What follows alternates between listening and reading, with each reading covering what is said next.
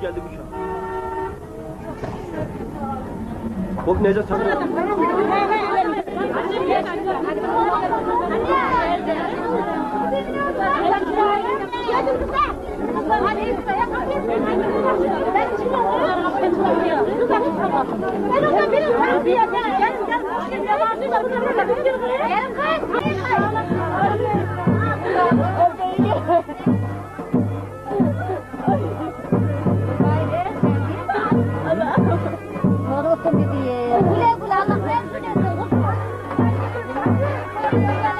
ruhi için ve cümle ehli iman ve ehli İslam erbahı için ve hasreten bu gençlerin ömür boyu mesut ve bahtiyar olmaları için El Fatiha.